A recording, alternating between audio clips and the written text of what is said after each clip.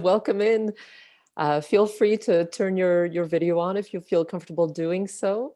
My name is Anna, and I'll just say a couple of words of welcome and good morning to you all. Thank you for joining us for today's event, Life in Ink, How Comics Make Medical and Sociological Research Accessible. We are joined today by multimedia artist and interdisciplinary humanities PhD candidate, Rachel Thomas. Hi, Rachel. Rachel's practice is centered around the medicalized body with specific focus on women's health. And today you'll hear not only about her research in the first half of the session, but also have the opportunity to participate in learning some graphic novel techniques in the second part of the event. Rachel is joined today by Professor Ariela Freedman. Hi, Ariela, whose expertise questions how pain and trauma are represented in comics, graphic novels, and graphic narrative. I'll let Rachel and Ariela further introduce themselves and this workshop in a minute, but first I just wanted to say a few words about ForSpace. We are running this event virtually via ForSpace. For those of you unfamiliar with us, Concordia University's ForSpace is physically located on unceded Indigenous land in downtown Tiohtià:ke, Montreal. We are a university-wide platform focused on collaborating with our community to make Concordia research initiatives and course activities publicly accessible through interactive experiences such as this one. So as a public space, we encourage open dialogue and discussion, and therefore the decision to run this event as an open meeting as opposed to a webinar, say, was taken with our collaborators to ensure that you benefit from all the ways that our distanced virtual interactions allow for. So using your video, audio, and text. Having said that, since we're a bit of a large group maybe here today, we may be subject to some interruptions, whether they're technical or disruptive behavior. And if such an unfortunate interruption occurs, we will take immediate action. So in the unlikely event that the call fails or needs shutting down, please do log back on the way that you did the first time, and we'll continue. We are also currently recording this event and live streaming it at CU ForSpace on Facebook. I'll put the link in the chat, so feel free to share that stream on your page if you wish. You're more than welcome in the meeting to choose a gallery or speaker view. And just to let you know, for the recording, we'll keep the active speaker view on, so your video and your image won't be recorded unless you choose to pop in. Okay, on that note, if you want to engage today with Rachel and Ariela, that's the whole point. So feel free to raise a virtual hand if you want to speak. You are more than welcome to use the chat if you want to text questions or comments. We'll be keeping an eye on both. And on that note, it's my pleasure to give the floor over to you, Rachel. Welcome. Great. Well, welcome everyone. I'm super glad to see such an amazing turnout. I'm very excited to be here with you guys today. Ariela, I don't know if you want to just maybe talk a little bit about who you are and what you do quickly before we get started. It's up to you. You don't have to. No pressure. Sure. I mean, I teach at the Liberal Arts College and I work on comics and graphic novels. I'm also a novelist myself, and I do some work on modernism and trauma. And I'm particularly excited to meet Rachel, not only because her work intersects with so many of our interests, but because I'm really interested in what's going on in the medical humanities at Concordia. So if you're somebody who works in the medical humanities or medical humanities and the arts, please feel free to reach out to me. I'm interested in building a network of people here.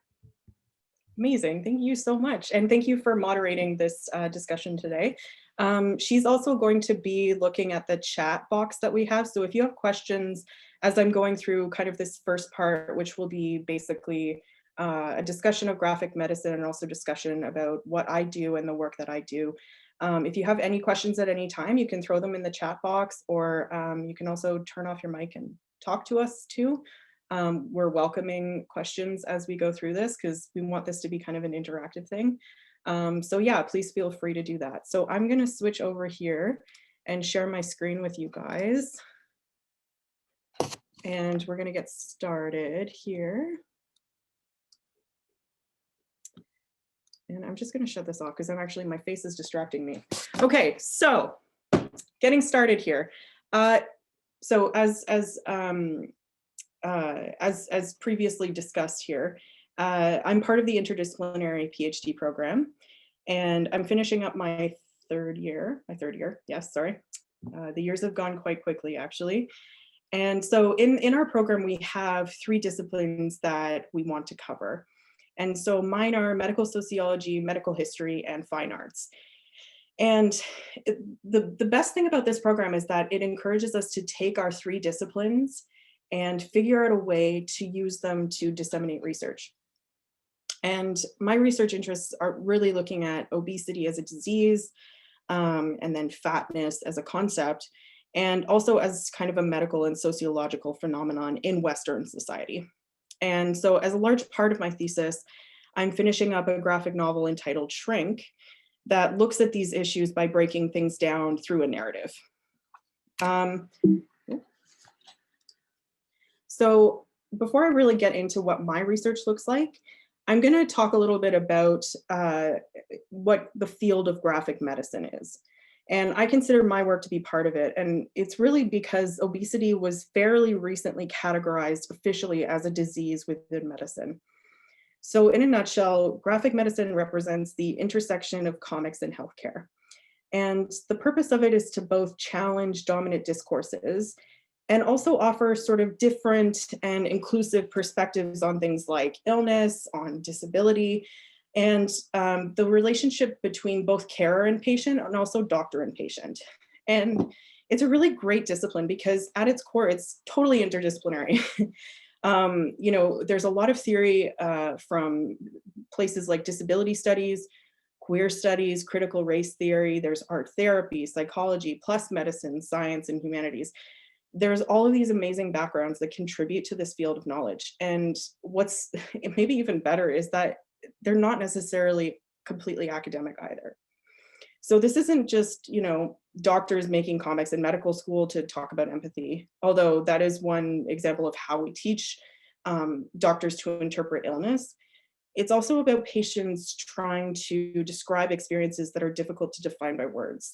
So, you know, this inclusivity of describing experiences is really impressive. And a lot of people, and you may be one of them, are daunted by this idea of drawing something, but you really don't need to be an accomplished artist to get going with comics.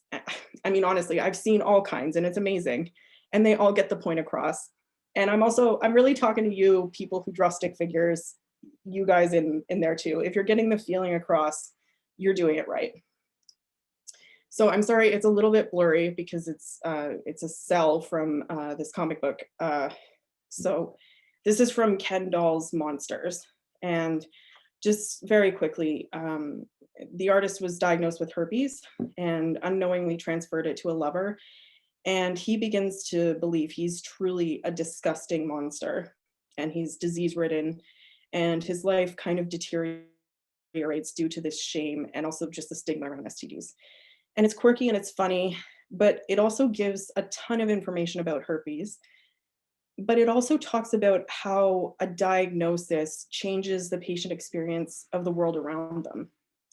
So this is really important because it's illuminating for both doctors and patients, you know, both providing information, but also maybe more importantly, providing this hand of empathy for anyone who may be going through something similar. And I also really want to talk about how messages are relayed as well. So this is a cell from a really, really famous graphic novel, which was actually a collection of comic strips before it was put into a compendium. So this is Mouse by Art Spiegelman. And Spiegelman chose to create a biography of his parents' experiences during the Holocaust, which we know was horrific. And what he does that helps him discuss these experiences without being so disturbing that you can't process it is he uses personification. So he takes the characters that are Jewish and makes them mice, and the Nazis are represented by cats. And so by doing this, he gives us the raw horrors of what happened during this time, so we can really learn about them, and we can learn from the past to really prevent it from happening again, but not so graphic that we have to put the book down. And that's something that I'm going to talk a little bit about later in the workshop in terms of making comics to describe experiences, because it doesn't necessarily have to be a perfect drawing by any kind of fine art standard, or be completely realistic to a T, to really have a significant impact on your reader. So I'm going to talk a little bit about my graphic novel Shrink.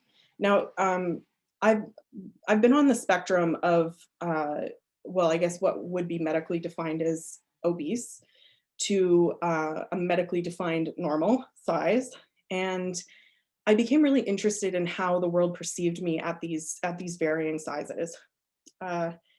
So my prior research was in mental health, excuse me, and also polycystic ovarian syndrome, which is an endocrine disorder. And it also has obesity as a symptom. And I say that lightly as well, because we don't really know whether PCOS causes obesity or obesity causes PCOS. And that's a whole other lecture that I would love to give. But again, that's not something that we're going to talk about today. So, you know, here I am thinking about, okay, I'm going to talk about obesity. What am I going to research? What really rustles my jimmies? And I'm sure, you know, the students here, you've come across this problem as well, right? I find a journal title on Google Scholar that looks really interesting. And I go, okay, I'm going to read this and see what kind of interesting ideas this is offering. And I go in, and lo and behold, I'm faced with a couple of things. One, unless our library has it in the system already, you pay around $40 just to read it. That's not just to download it, that's just to read it. And second, the academic jargon is sometimes so convoluted. I'm wondering if I really understand the purpose or even the conclusion of the study I'm reading. So yes, if you're wondering, PhDs go through this too, so you're not alone in that. Academic jargon is potentially problematic at times. So I'm sort of going through my program, and I'm trying to nail down something that makes sense to me in terms of, again, using that interdisciplinary background that I have, which is pulling all of these disciplines together and putting together a thesis. And I'm thinking, okay, I can go the traditional route and put together a sociological study that looks at some aspect of obesity, which is great because there's a lot of interesting things about it. And there's lots of interesting things that I find, you know, worth pursuing. And then I think, wait a minute, does that mean that the research I do is going to end up in a similar place, in a database only accessible by certain people? And of those people, only people who have an understanding of all of the jargon that I have. And where does this research go, right? It goes out to academia. Okay, that's cool. But what about the results or the topics or the thoughts on current problems that affect just people, the general public, right? People in vulnerable states like teenagers, for instance, who we know are very much affected by how social media in particular spins body norms. And of course, we know Instagram influencers and social media are huge players in kind of these body norm, establishing body norms. So I'm going, okay, I want to go a non-traditional academic route to reach these other audiences. And I'm thinking, okay, where are my skills here? I'm a visual artist. Where are the gaps in research? Or in this case, what are we lacking in terms of representation in for fat women? And so that's sort of where it all came together, right? And I mean, we're in a world of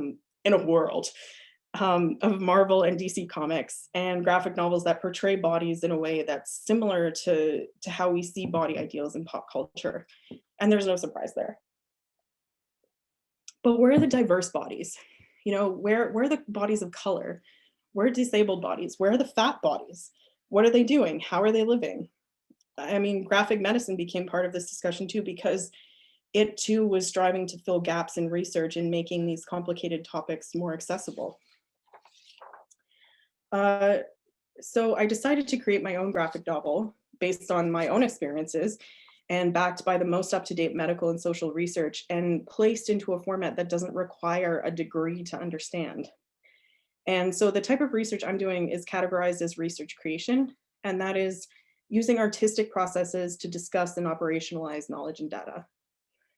And the story of me is fairly straightforward for the most part. It talks about the idea of weight loss and the social and then transferred pressure to become a normal body. And it accounts for my own experience going through the process, figuring out what it was that I really wanted, and ultimately realizing that it wasn't so cut and dry as, you know, lose weight and be normal. And the other thing I really wanted to hit home with this book was that throughout all the arguments of whose body is normal and not, and what health is and what it isn't, etc., the person that dictates what's right for you can really only be you. you can only really do what's right for you at that moment in time. There will be obviously influence from outside sources, all sorts nowadays, but the choice of what you decide to do with your body is yours alone. So without further ado, I'm gonna talk about some of the ideas in the graphic novel and some of the sort of theory that I was working with. And then also I'll be sharing these examples of how these sort of complex theories are more broken down in this kind of images and text. And so I will get started here. So in the past 20 years or so, the topic of obesity has become somewhat of a concern for national and international public health agencies. We have a lot of health researchers looking at it and the popular press, of course. And they've been sounding these alarm bells about a quote unquote global obesity epidemic. And they're saying that this could have disastrous health effects, and could contribute to things like diabetes, cardiovascular disease, hypertension, mental illness, and some cancers. So for example, the Public Health Agency of Canada has declared that 1 in 4 Canadian adults to be obese, according to the BMI index, which is the body mass index. And that basically takes your height and weight and puts you in a chart to show sort of a relative normal size. And health policy documents as well kind of argue that the obesity burden threatens to really crush Canada's public healthcare system, which is basically just too underfunded to basically deal with the onslaught of disease that obesity would cause. So that's kind of the really strict medical side of things and how medicine is really looking at obesity as a disease right now. But then we also have other really more critical perspectives on obesity. And these ones are less alarmist than the mainstream sources. And these are the ones that suggest that obesity is not necessarily the problem that it's been made out to be. So these alternative perspectives come from a group of, interdisciplinary scholars, basically. So we have international fat studies and critical obesity scholars working in a number of disciplines like sociology, kinesiology, nursing, public health. There's a lot of really great obesity scholars actually working out of Canada. We had them here actually 2 years ago at the Simone de Beauvoir Summer Institute. They were fantastic. And these scholars argue that obesity and this quote unquote obesity epidemic are more discursive categories or systems of thought that interact with and also reinforce norms of gender, race, class, and sexuality, which helps to maintain this inequitable power relation and these problematic social structures. And they also argue that health effects of obesity have really been overstated. And again, this is against this alarmist sort of view that medicine has been taking. And the statistics underlying the obesity epidemic have really been inflated, with a collapse of rates of overweight with rates of obesity. This is again by BMI in almost all government documents and media reports. So they're looking at this and they're saying there's some problems with the statistics themselves. It's not just a problem of, recognizing that the health concerns of quote unquote obesity were overstated. It's also, there were problems with the actual amount of people that they were considering obese. And, with that said, some of these scholars are suggesting now that obesity rates have actually leveled out and even declined in certain parts of Canada. And these views are increasingly being supported by medical and population health research, which is now suggesting that, like this BMI established overweight and obese, these people in these categories are not necessarily unhealthy. So we've established the idea that, okay, obesity is very contentious and there's a lot of things going on with it. There's a lot of interesting perspectives that are not congruent with each other. And so I really, in the work that I'm doing, I really wanted to explore two particular sides of the obesity debate. So from a medical perspective, and then as much as how a fat body operates in a social context. So like I said before, I myself have been through these experiences on both ends of the spectrum, seeing the world from the perspective of sort of a medically obese woman, and then also changing my body to be relinquished of that description and moving into sort of the more socially, quote unquote, socially acceptable body size. So the question around my research is often, why did you choose, comics? Why did you choose illustration as a method of research creation?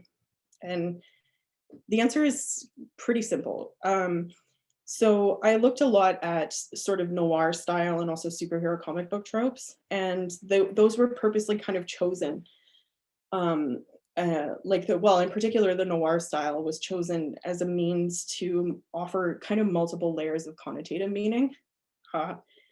Because these tropes expect certain bodily representations, right? So we have the femme fatale, for instance, or in comic books. I showed a slide that had Marvel characters on it. We always recognize them as being, these very muscular men, very muscular women. So by providing a fat body instead of this sort of socially acceptable trope, these stereotypes are kind of troubled. And so the main character in Shrink then kind of becomes a sort of anti-hero. She's left to her own devices with no clear means of solving her problems and achieving the, happy ending.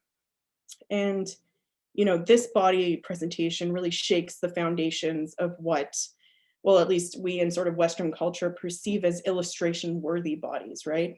And of course, that just relates further to the content of the work. So another question I was kind of asking in this was, what makes the fat body so problematic? And I was looking a lot into actually disability studies research. And I was looking a lot at social capital and the stare, which are concepts that are discussed by Rosemary Garland Thompson. And basically it's this idea that, acceptance is really contingent upon a body's success in presenting a normative standard. And so establishing bodies as social capital in our capitalist system. So that's the process basically of normalizing expectations with regard to how bodies look and work. Also manufactures bodies as consumable objects. So in sort of feminist theory, we talk a lot about the male gaze. And so the male gaze, of course, is a privileged one, right? Canadian culture allows men to have the luxury of looking at women as bodies to be consumed. And, there's a figurative and a literal hunger to be satisfied here, because this particular gaze is perpetuated through clothing advertisements as much as it is, through strip clubs and erotic massage, all of these things that we would consider to be sexually very prominent. And so this gazing and the act of being gazed upon is a privileged position only afforded to bodies who fit within the confines of this sort of normative consumable that Rosemary Garland Thompson talks about. And so this is considered to be proper social capitalism. So basically the norm. If you're consumable, you're normal. So what happens, and one of my questions in this is what happens when this body doesn't conform to this particular standard? And so the other question that I had to do with, how is the fat body established as problematic? And the medical gaze really comes into play here, because this is as focused on normalizing bodies as the social gaze is, right? And this is discussed a few times through my work because it's of importance, both explicitly and subtly. I mentioned things in it like, the obesity epidemic or the medical truth and things like that. But then it's kind of subtly woven through just with, being stared at by other people and being stared at by doctors and being analyzed by doctors. So I'm going to go into some really sort of deep theory here. It's not really deep theory, but it is, I think you'll find it interesting. So I read a lot of Michel Foucault, and he basically says, when he's talking about medicine, he says, when a body is rendered deviant in some way through medicine, there's an intervention put in place to discipline the body back into a normal state. And there's a feminist theorist, Elizabeth Grosz, who furthers this idea when she's talking about body literacies. And she says that the idea that the construction and reconstruction of knowledges around bodies means that there will always be those who fall short of normalcy. And so medical intervention is both about the medical gaze on the body as much as it is about a body's gaze against itself. And Foucault's, he talks about the panopticon in Discipline and Punish. And this is kind of something that demonstrates this really clearly, right? As social beings, we're subject to surveillance from others as much as we're expected to keep an eye on others and also keep an eye on ourselves to conform to this kind of normative standard. And this practice of gazing as a, as a means of a consistent relationship. Sorry, this practice of gazing is really a consistent, it's a means of a consistent relationship with state power in the sense that, you know, we're surveilling others, we're being surveyed, and it keeps a docile, obedient, and really normalized mass. And this kind of idea of surveillance and self-surveillance comes up in imagery in Shrink as well. So for instance, this page, there's multiple pairs of eyes referring to gazes at play in social life, but you know, it's more importantly this idea of surveillance of bodies on bodies, this kind of looking back and forth. And you know, there's a more, maybe not as subtle, but it's a poignant example of this need for self-surveillance, which I have here, which is the image of the Fitbit as shackles. It kind of, you know, underscores this idea that othered bodies are consistently convinced of their otherness and are faced with the expectation to change. Rachel? Yes. Can I interrupt you with a couple of questions that have come up in the chat? Absolutely. All right. And I'll invite the people actually who ask the questions, if they'd like to ask them themselves, they can also join in. The first one is from Deidre Potash, and she's asking about being able to use your images to inspire her students. She is an artist who teaches and frequently is creating graphic novels with participants of all ages. So if somebody wants to use these images, do they have permission, and how can they get access to them? What I would recommend is just send me a quick email after our talk and presentation, and let me know what kind of images that you're looking for. I mean, like obviously the ones that I've chosen to put in the PowerPoint are sort of specific to the topics that I'm talking about, but I mean, we can discuss kind of. Oh, I just lost you, Rachel.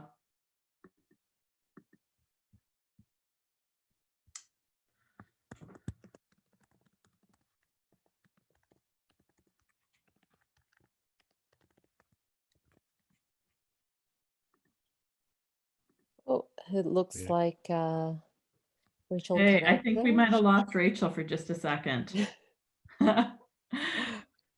Is everybody else here? Rachel, I'm not sure if you can hear us. I'm going to stop the screen share and see if we can get you back. Great.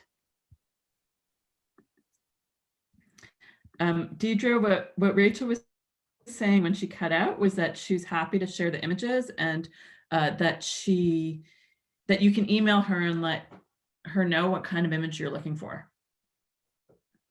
So maybe we can stick her email up on the chat so that you can get in touch with her. It's really great to get a picture of some of the work. I'd seen a little bit on the website, but I hadn't seen all of these images before. Maybe while we're waiting, I can just see if anybody else has any responses to that.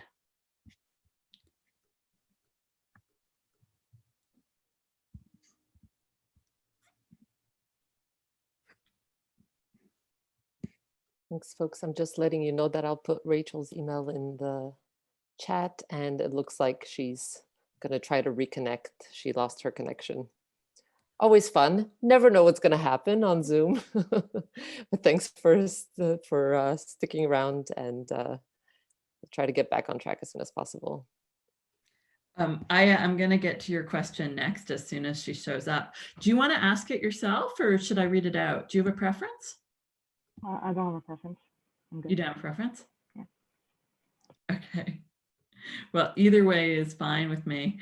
Are you interested because you're interested in doing a non-conventional dissertation? Are you interested in doing a graphic dissertation as well? Yeah, I'm interested in doing a dissertation as documentary. Oh yeah. But I'm like constantly like told like that I should stick to more like rigorous options. But I think documentary would be just as rigorous, if not more. So the HUMA PhD, where Rachel is doing her dissertation, is pretty open to research creation and has a lot of people doing research creation. And there's a lot of faculty at Concordia who have kind of pioneered research creation and directing research creation projects. So this is actually a place where a lot of that kind of work is happening.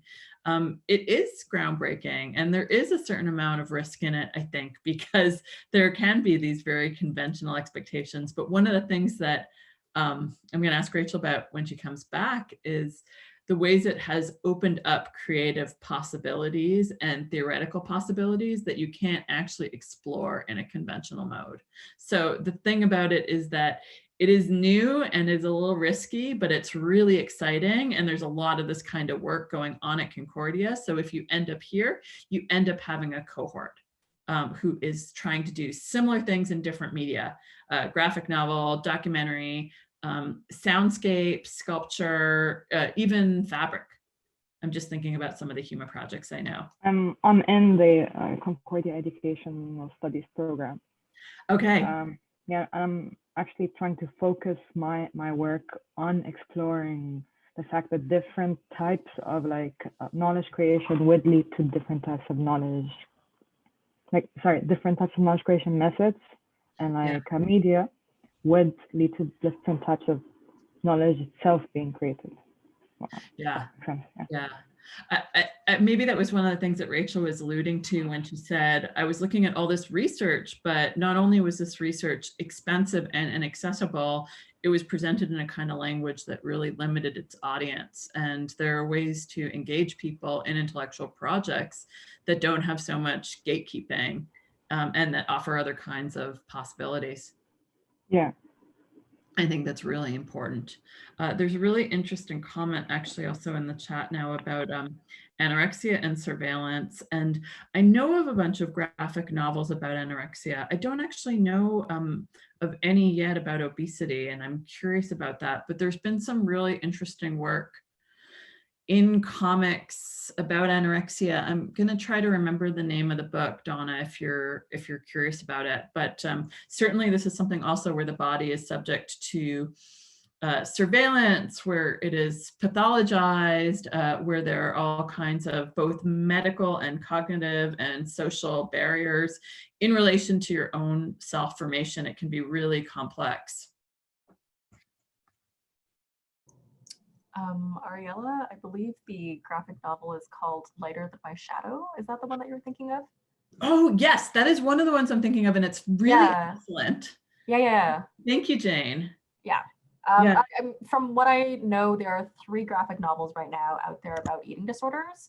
The other 2 are more about bulimia, but Lighter Than My Shadow is the one that is for sure anorexia. What are the other 2? Because I'm not sure I know the ones about bulimia. Lighter Than My Shadow, I'm picturing the image in my head. Hold on. There's a, okay, let me just find the titles and I'll get back to you. The graphic medicine community that Rachel was talking about is really interesting. Ian Williams is a doctor in the UK, and he started off by drawing comics about his relationship to his patients. And he's published a book. He published a first book about medicine and also about practicing medicine as somebody with OCD. So I think that one of his goals was to sort of say the doctor is not a kind of an objective, abstract person without his own health situation. The doctor is himself embodied in relation to his patients. I think Rachel's back. That's great. And he just published a follow-up called The Lady Doctor. And right now, there's really interesting work actually happening on COVID in comics. People exploring ways to share that message. Welcome back, Rachel. I am so sorry about that. My internet was just like, bye-bye. Yeah. So we were just talking about Deidre's question, how to get images from you. So if we could put your email up in the chat.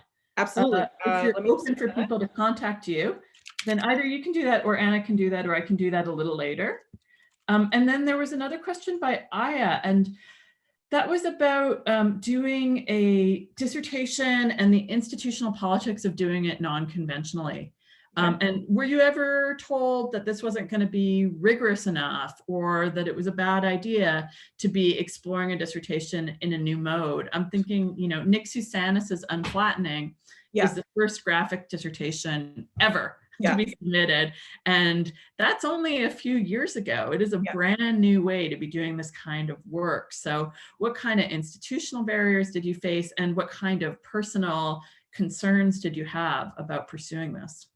That's a really good question. It's interesting because when I was doing my master's, I did my master's in Calgary, and I had a very, very supportive group of supervisors, and they really encouraged me to do this sort of interdisciplinary mode of working through things, because I was using art as a means of dissemination, but it was also accompanied by a written support paper.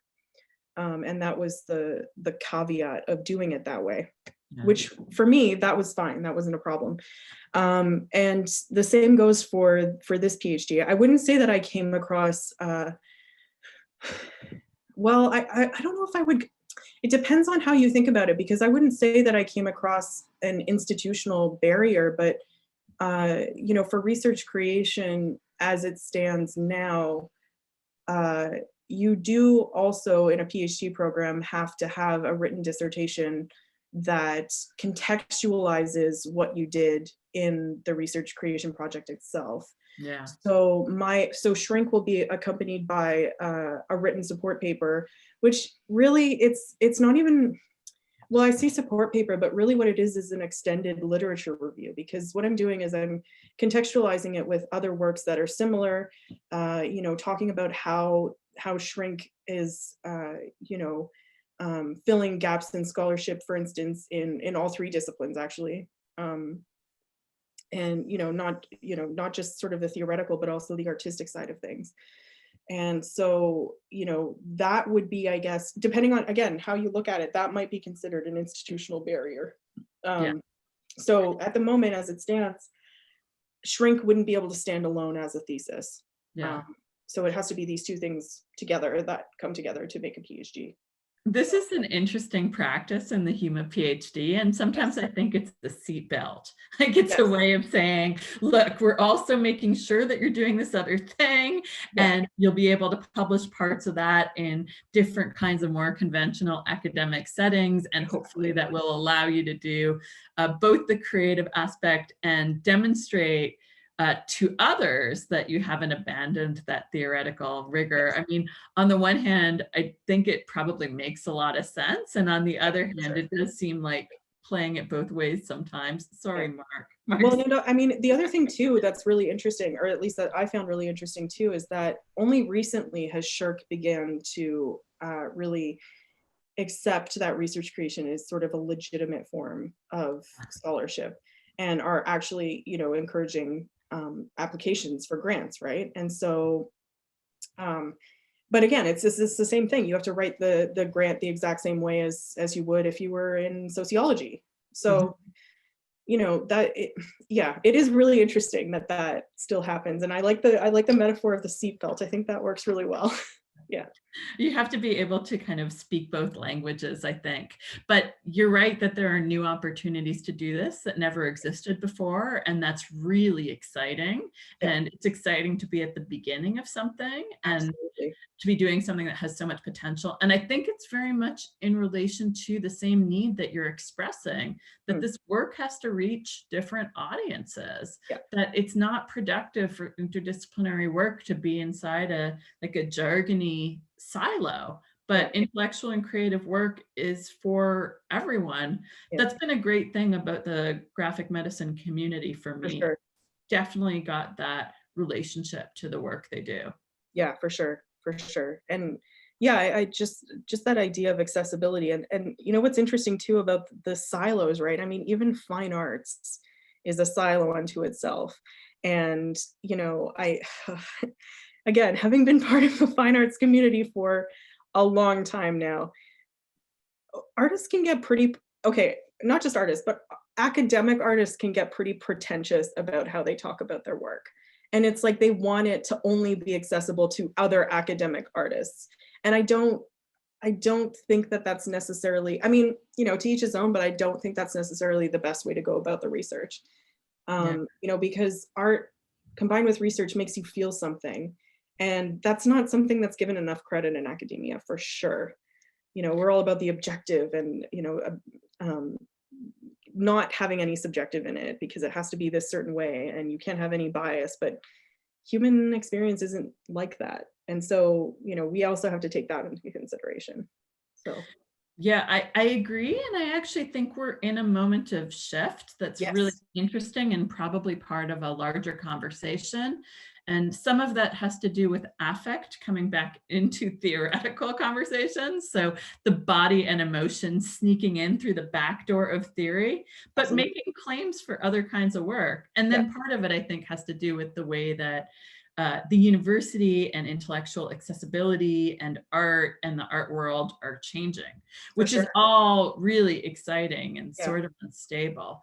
There was a really interesting question in the chat about anorexia and the ways in which anorexic bodies are monitored and pathologized and surveyed, and the way that that shows up in graphic memoir and graphic novels. And there were a couple of examples actually of Lighter Than My Shadow, and then Jane had mentioned Tyranny by Leslie Fairfield, which I've read and which is really interesting and excellent. And then she mentioned How I Made It to 18, a mostly true story, and a book by Kevin Budnick called Handbook. So have you been in conversation with any of those kinds of books? Have you found graphic memoirs that are close to what you're doing? And you know, without being too fine-grained, because of course these are different experiences and, you know, mediated in different ways. What do you think about your project in relation to other kinds of memoirs of body surveillance and surveillance, especially of the female body? Yeah, for sure. I mean, the examples that you had there, like Tyranny, it's an amazing example. In terms of if we're talking specifically about I'll split this into two answers. So if we're talking specifically about anorexia, what I find really interesting is that, I mean, personally, I don't have a lot of experience in terms of like graphic novels that are specifically associated with that. But because I work in fat studies, there is a lot of theory that comes from fat studies that has to do with anorexia as well. And so, you know, because they're both other bodies in our society, they're both what are considered, and I'm saying this in air quotes, to be at this extreme end of either side of this spectrum, right? So what Donna's saying in the chat is that there's a power narrative which really encompasses both bodies. Absolutely, exactly. And this, again, it's the same thing with sort of these social and these medical gazes. Is it's trying to establish these bodies as abnormal and trying to fix them. And so, yeah, absolutely. The power narrative is really, it's a good point. And so in terms of other I wouldn't say similar, but I mean, what I would consider my work to be closest to, the only other graphic novel that I found that actually talks about fatness. And I mean, what's really interesting too is there's all of these Instagram artists and artists that are doing short comic strips, but nothing that are like full graphic novels yet. And so there's plenty of artists who are looking at fat bodies and queer bodies, fat bodies and bodies of color, like all these really interesting things, but there aren't like a full length graphic novel. I found one. What is it called? The Big Skinny. It's called The Big Skinny by Carol Leigh. And it doesn't talk about necessarily about the experience of fatness. It talks about how to lose weight, really. It's a guidebook, which is fair. That's totally fair. Really? But, yeah.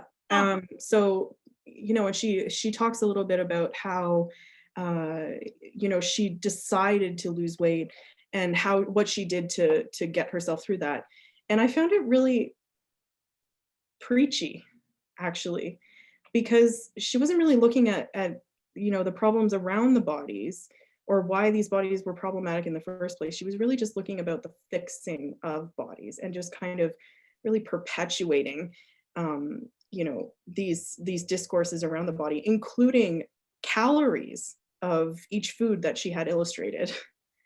Yeah. Mm-hmm. So, I mean, obviously that's going to be part of my written, you know, support paper, because contextualizing shrink into that, it is talking about weight loss, but it's talking about weight loss in the sense that it's talking about how all of these discourses are establishing the body as so problematic. There feels like that it's a force that you have to change. And so, you know, I found that really interesting. And that was actually really inspiring for me, because I was like, holy crap, there's a huge gap there. Because if we're basically just giving illustrated guides to how to lose weight, that's not discussing the problem. That's just perpetuating the problem.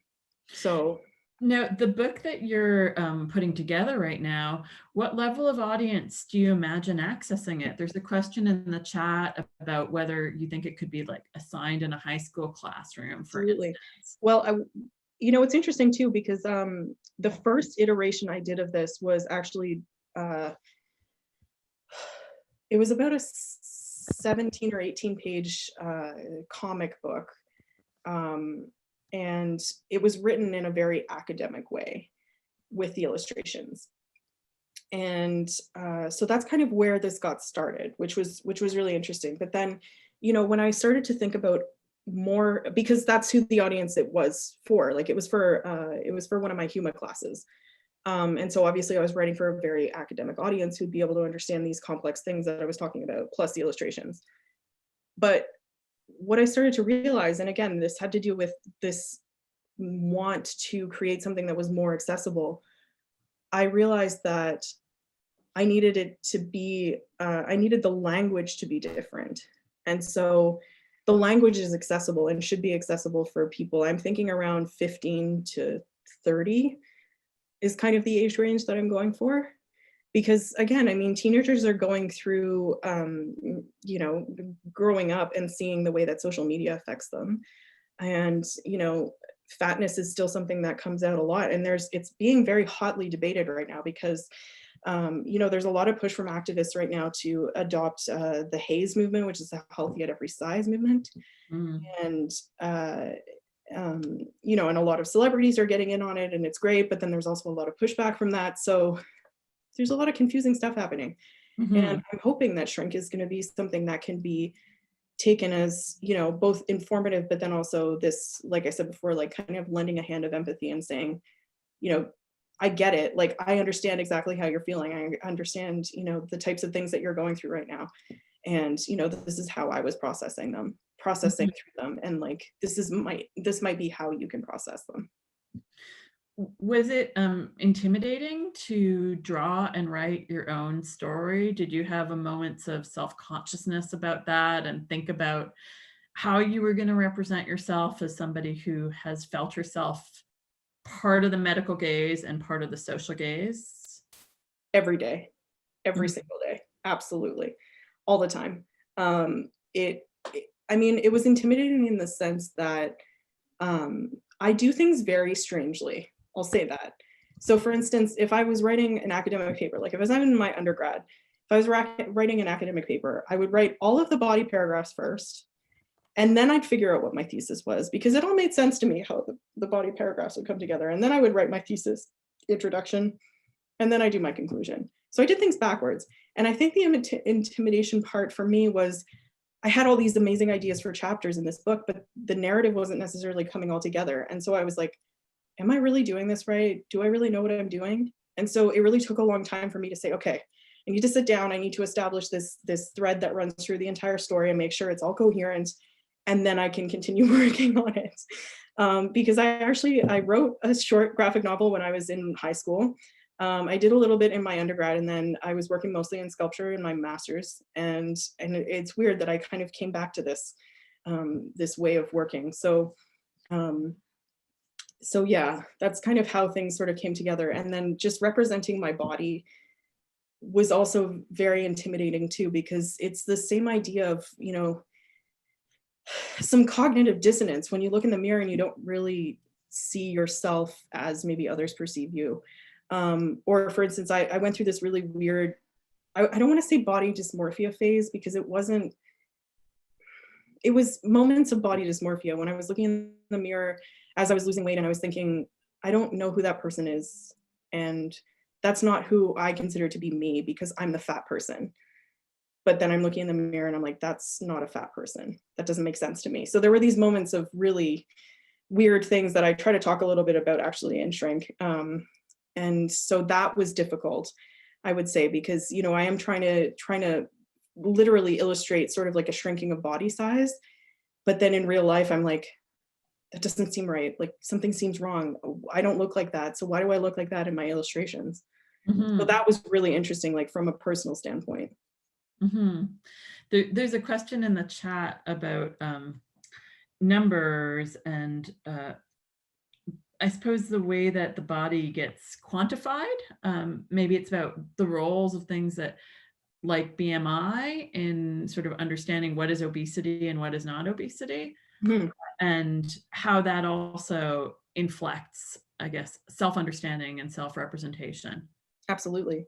Yeah, absolutely. I mean, well, and that's the interesting thing in terms of you know, moving forward with, you know, medical research and such like that, because BMI really has been taken as the really one and only way of measuring somebody's health if they're obese, right?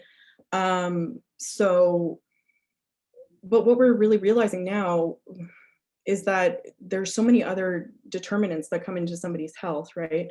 And again, we're saying just because you're this BMI that says you're overweight or obese doesn't necessarily mean you're unhealthy. I mean, at one point, when, you know, before COVID and I couldn't go to the gym anymore, you know, my muscle to body fat ratio was really good for my size. And I was feeling really good about myself. And I was, you know, doing all of these amazing weightlifting things. And that was what I was in. And, you know, but if I stepped on the scale would say, no, you're in the obesity category. It's like, how does that work? That doesn't make sense. So basically I have more muscle in my body than fat, but I'm still considered obese. Right. And I'm going to the gym every day. Yeah. I'm working out for an hour, you know, sometimes more than an hour, but I'm still considered obese. So, you know, now medicine is kind of realizing, well, maybe we should take other things into consideration. It's no fault of their own. That's just how things are. And I mean, some of the doctors that I've spoken to, including my own GP, was like, when I was in medical school, we didn't talk about obesity. That wasn't a topic we really covered. So I really don't know how to treat you except for tell you to lose weight. And you're just like, are you serious? That's all you got for me? Okay, that's it. All right, cool. But you know, we have amazing sociological researchers and fat studies scholars who are saying, hi, we need social determinants of health. We need to look at somebody's gender, how much money they're making, how many dependents they have. You know, because if you're a nurse and you're working, or, you know, you're like, if you're in healthcare, for instance, you're working crazy shifts, you're not eating properly because there's no food access that you can get to. Maybe you have 2 kids, you don't have time to exercise, you know, that's going to have a detrimental effect to your health. So you have to look at those things, you know, in tandem potentially with the BMI. Although personally, I believe the BMI is becoming more and more outdated as we move along the years. And so, yeah. So we're trying to look. I realize like this idea of the number of the scale on the scale, for instance, still has a huge impact on us, but medicine is starting to catch on that this isn't the only important number that we need to look at. And are numbers really necessary to look at to determine somebody's health? Sure. And this kind of qualitative research moves away from statistical measurement and representation to experience and social context in a way that's really important. How much of your presentation did we miss out on when the internet cut out? Should we go back to that? We can, yeah. Actually, I'm on the last like 2 slides, basically. Perfect. Let's pull it back up, and maybe while we're doing that, there's a couple questions about process. One was what you decided to discard and how you figured out what to leave on the cutting room floor. That was Jane's question.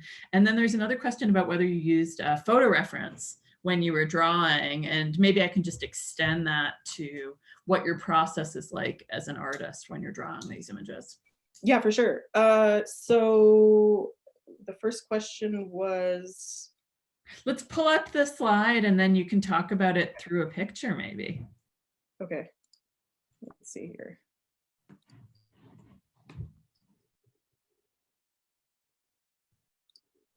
Great. Okay, let me see. Okay, so we were talking about this one. Yeah. Hang on a second. Okay, so sorry, what was the first question?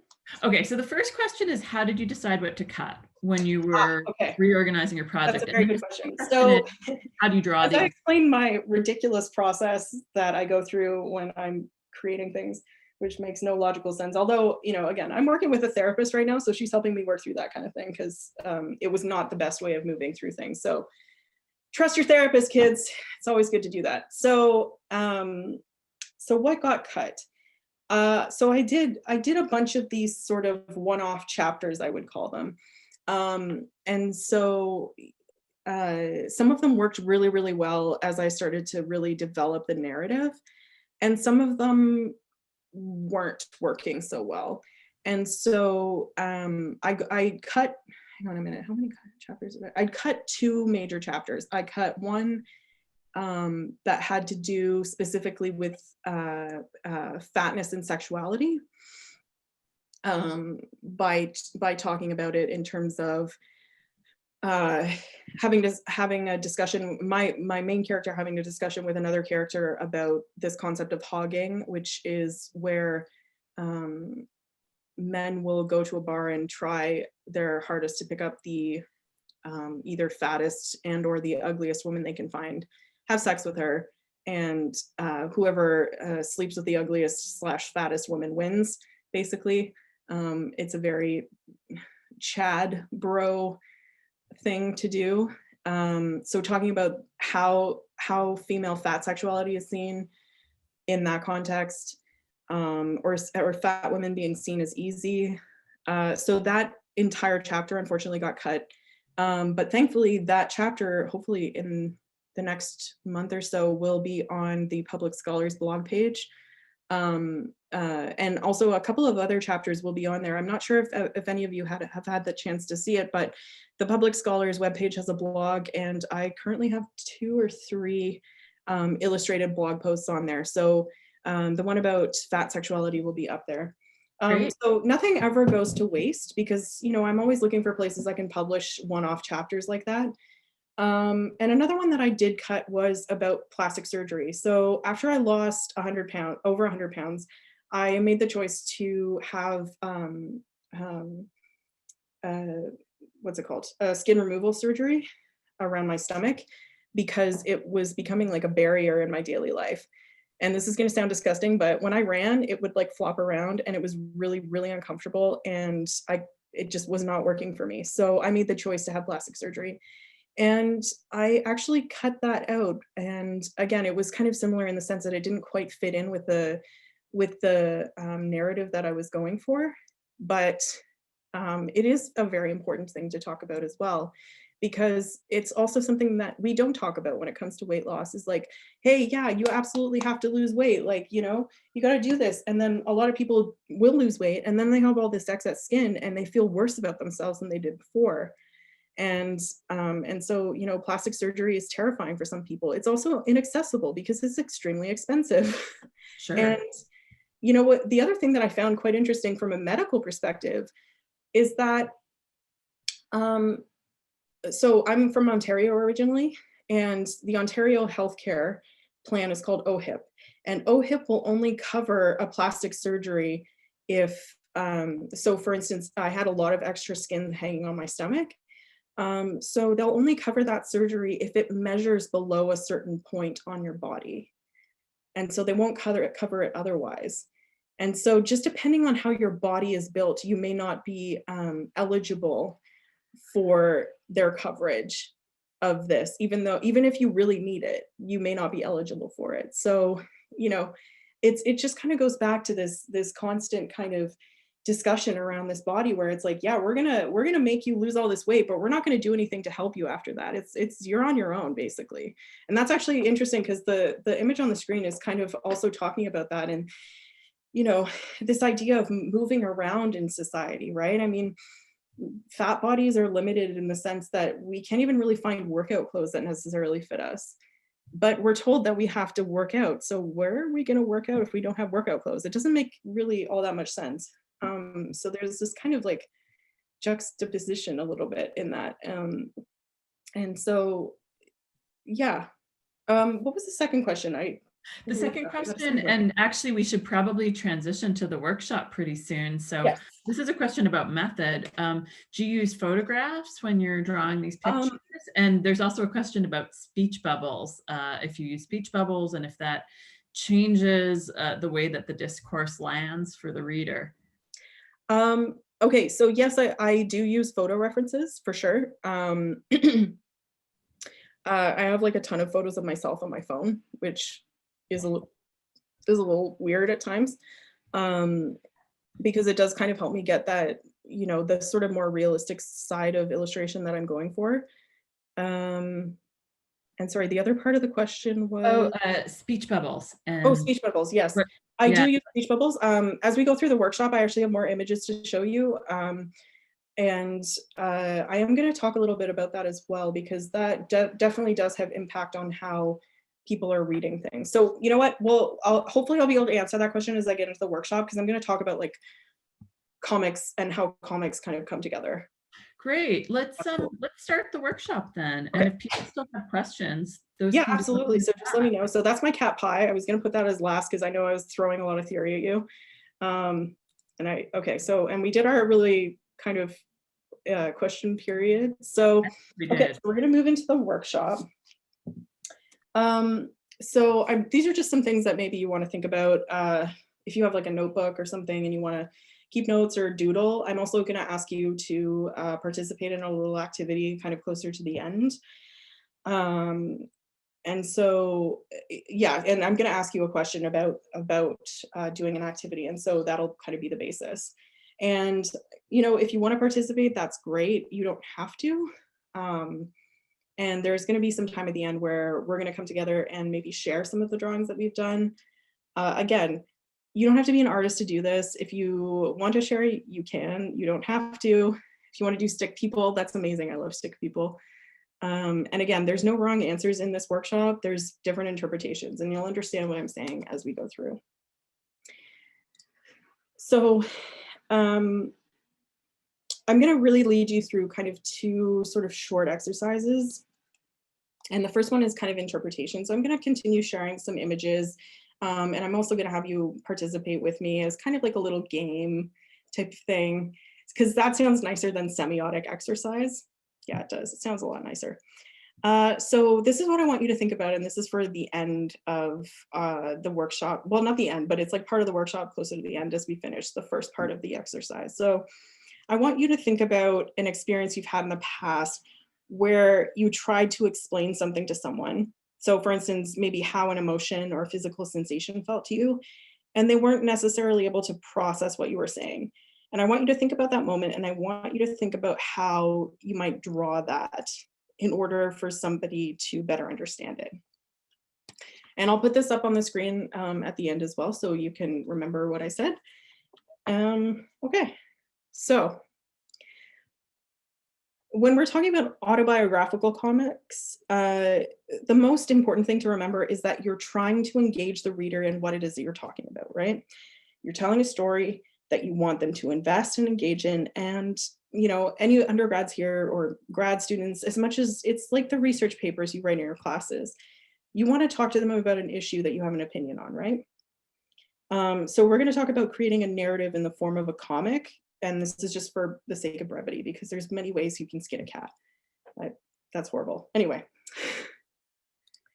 So we have a lot of comic theorists discussing the idea that the reader has to be an active participant in the book itself, in the sense that there has to be meaning making happening in order for this to be successful. So how do we do this? There's a lot of ways, and I'm going to focus on a few, again, because of the time constraint that we have.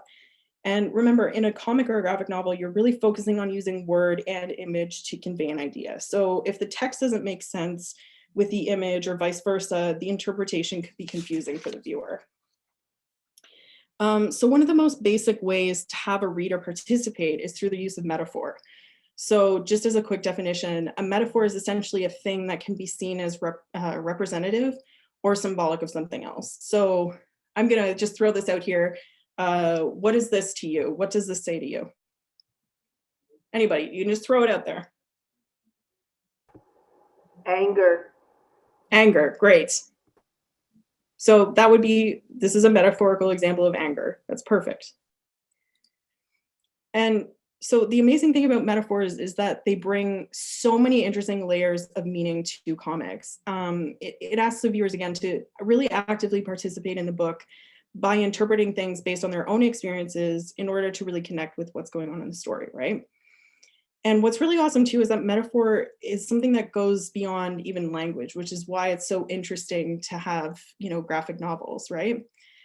So conceptual metaphor theorists believe that metaphors are a fundamental property of human thought, meaning that they allow us to experience and understand things that are even beyond our immediate experience. And that's really the great thing about, you know, artists, poets, writers, is that we also have this ability to create new metaphors to discuss something that's beyond kind of like the normal way of doing things. So for instance, instead of using a character that's, you know, shivering with their eyes wide to denote fear, I drew my main character close to drowning in liquid sludge, and people said, oh my God, that's really what fear feels like. So it's not necessarily a direct reference to the word fear, but by using sludge as a metaphor, you can understand it as fear. So this is the kind of cool thing, right? It's like you can't necessarily explain it in words, but you know the feeling. It's exactly the same as if I asked you right now to bite down on a football. You've probably never done it, but you can feel that surface in your mouth. So it's not necessarily a sensation that can readily be defined by words, but you can feel it, which is super cool and also a little weird. And please don't go around biting footballs. I don't recommend that. So in a similar vein, we're gonna do a little bit of semiotics work here on a very basic level. I should say that as well. I am not a semiotics teacher, but we're gonna go through this very quickly. So we're gonna talk a bit about the sign and the signifier. And again, I'm not gonna go full academic because I think it's really more important to talk about how these apply to, you know, to a comic or a graphic novel. So the sign is basically the thing or the form it takes. Something takes, and the signifier is the concept that the sign represents. So if I show you this image on the screen, what is it? You can tell me what it is. It's a Shout it tree. out. Tree. Perfect, exactly. So that's super basic, right? Like painfully basic. But on the most basic level, that's really what sign signifier is. What's being signified is the tree itself. The signifier is the word tree, and altogether you have the sign. So when you see this image, you say tree. That's what that is. And I'm probably making this way more complicated than it needs to be because really it's almost an unconscious thing that we do. But again, these are things that are really important when to think about when you're getting into comics and graphic novels. So here's where things get interesting because signs can have multiple signifiers. So here's a little exercise. So signified, signifier, sign. The image on the screen is an apple. What else? What else does this image signify? Anybody? Throw something out there. Teacher's pet. Great. What else? Keep throwing them out. Abundance. Harvest. Amazing. Or the fruit from Adam and Eve. Yeah, absolutely. Anyone else? Temptations in the chat. Perfect. Yeah, absolutely. So, you know, from a very basic standpoint, we see that, we say apple, that's what that is, but it can also mean everything that you said, you know, abundance, harvest. It can mean sin, depending on what your religious background is. Yeah, All of these really showed interesting up things. now too in the chat. Oh, perfect, perfect. Okay, so let's do another one. These two colors. What are these? So sign, signified. These are the colors red and the color blue. What does it mean? What else does it mean? Duality is in the chat. France is in the chat. Interesting. Okay. Health, but I think health was the apple. Okay. Democrats and Republicans. Okay. I would say binary, like categories. Great. Isolation. Fantastic. And what about on their own? So you've looked at them together. What about on their own? Color red and the color. Cold. Say that again, sorry? Hot and cold. Absolutely. Brilliant. Layered. Sorry? Layered. Absolutely. I'm seeing fear and anger, and I'm seeing red for anger and excitement, and blue for calm and depth in the chat. Fantastic. That's great. That's great. So again, you know, sign signifier, we say, okay, these are the colors red and blue, but look at all of the things that they mean, right? And you know what else is really interesting to talk about is signs and signifiers are, I would say for the most part, really culturally relative, right? So this is broad brushstrokes, but you know, the color red, you know, might mean anger or danger or passion here in Western culture. But in China, for instance, it's associated with luck and joy. You know, we put brides in white dresses because they symbolize purity, but in China, red is worn because it's believed to be good luck and to ward off evil. So that's something else you really need to take into consideration when you're writing and you're working with graphic novels and comic books, especially if you're using color, because it's culturally relative. You need to be able to figure out who you're talking to. Okay, so whoops. So what's this? So sign signifier, it's still the color blue. Somebody's saying sky, gentle. Perfect. Restful. Okay. Pastel. Landscape. Delicate. Beautiful. Fantastic. Precious. Yeah, so it's really interesting, right? Because, you know, some of you for the blue, the blue before, the darker blue said, you know, sadness. And then some of you for this, it's like sky or something peaceful. And so, you know, we can look at this and, you know, we know that it's still the color blue, but it's a different variation of the color blue, but it has a completely different meaning. And could potentially horizon and calm and baby boy as well. And baby boy, absolutely, because we think, you know, baby blue, that's totally a thing, right? So yeah, again, certainly just variations of a thing can make the meaning completely different. So that's definitely something you have to think about, right? So, okay, so we've got you thinking about these things, right? And you're starting to figure out how these things are going to work within your narrative, right? Now, while these ideas are really important, they're also not the be all and the end all, right? You need to use these things in tandem with describing what's going on in the story as a means to really make it more impactful and interesting. So if you just had metaphors, that's when you might lose the storyline. But I mean, it's the same goes if you only focus on really relaying the exact replica of what's going on, that might feel really boring and the reader may not feel like they can connect with you at all. And that's really the amazing thing about comics is you can do both of these things and you can tell the readers, you know, a story and really connect with them in those feelings that really can't be defined by words. So I'm going to go into some design aspects, and that's also going to talk a little bit about the speech stuff and speech bubbles. Hopefully that'll answer your question. If not, just let me know in the chat and I will continue to elaborate on that. So you have to think about the composition of your comic on the page.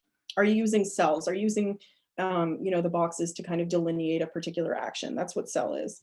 Are there text bubbles? Is there a narrative? Is there a particular narrator? And remember, while the imagery is incredibly important, the written story really still plays a huge role.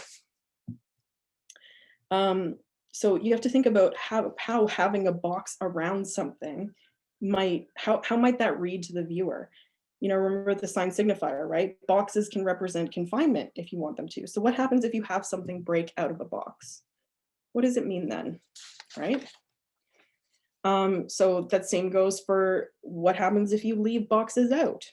What does that ask the viewer? You know, sometimes that invites them directly into the action at hand instead of just kind of being a silent witness to the narrative. It really asks them to actively participate, which again, it's extremely important. That's what you want. And, you know, the same goes for the size of the image and where they're placed on the page and why. And for the most part, comics are sequential in the sense that we read them like we would read a book. And that's interesting too, because traditional like manga, for instance, is read backwards, which I haven't been able to figure out yet.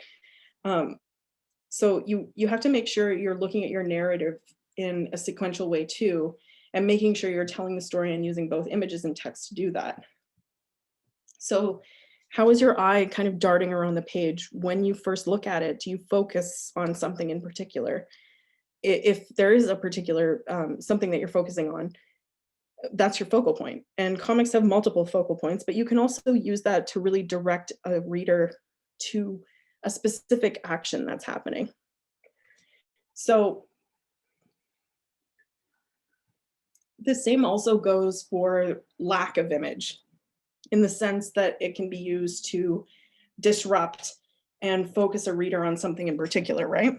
So this page is actually part of my introduction. And I have my main character as an EMT student pulling someone out of a burning car. And she's out of shape and the smoke is filling her lungs and she passes out. Guess what I did? Nothing. She passed out. Nothing's happening. Bitter narration, that's it. And that's impactful as hell. And it's an important part of the narrative because I wanted people to focus on that moment in time. So, sorry, this is super blurry. So there's also these spaces in between the images, words, and boxes, right? And these are called the gutters. And what I find the best thing ever is that gutters are like one of the most hotly debated things in comic theory. And I find it hilarious, but also really interesting because, you know, for the most part, they go completely unnoticed, right? You're focusing on what's, you know, what the boxes have and the images and the text. You're not focusing on what's in between. But gutters serve two functions. They can be both super mundane, but they can also serve a really interesting purpose. Remember, things are constantly interpreted. So gutters offer structure to the story, and that's both literally and metaphorically. But they're also negative space in betweenness and can even denote really how fast time moves in a comic. So this one, for instance, is showing kind of action and something about to happen. And it really, we can feel the kind of speed building up because the gutters push the action that way. So obviously you've seen, I focus on a particular style, which is sort of a noir style comic, but color is also a huge, huge player. So think about that exercise we did before. How could a particular color make something feel? So you can define a character by the colors used on them, giving them personality. You can give them depth. You can give them a purpose by even just dressing them in a particular way, in a particular color. You know, you see red, yellow, blue in a particular shade and you're imagining Superman, right? Sign, signifier, metaphor. These are really important things to think about. So now that I've kind of overloaded you with a bunch of things, I'm going to get you to spend the next, let's say, like 15 to 20 minutes just working on, you know, a little drawing for yourself. I'm gonna have you, you know, pull out a pen and paper, and I want you to think about this prompt that I have on the screen here, which is the one that I gave you before. And I want you just to make a short comic. So when I say that, it can be a single drawing, it can be a single cell, it can be multiple cells, whatever you would like. And so I'll give you, yeah, the next 15 to 20 minutes to do that. And then we'll look at some of them together. And again, I don't want you to feel like you're a bad artist and you're not good enough to share them. That's not what this is about. I want you to do this, to talk about the experience as you had it. It can be stickmen. That's totally cool. what I want to see is how you use kind of the things that we spoke about to make that happen. So hang on a second here. So while you guys are doing that, I'll also pull up my screen and kind of just show you a little bit of, I work on a graphics tablet on Photoshop, and so I can kind of pull that up and work a little bit on my drawings while you guys are doing that. And please feel free to ask questions as well as we're doing this. So hang on a second, stop share. Let's see here. Let's pull this up. So does anybody have any questions? And please start working on your little drawings. Hang on a second. So any questions? Questions, comments, concerns, thoughts, feelings, ideas?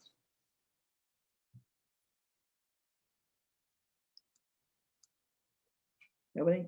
Anybody? Oh, I'm just curious, because of the content of this slide, how the pandemic ended up entering into your project.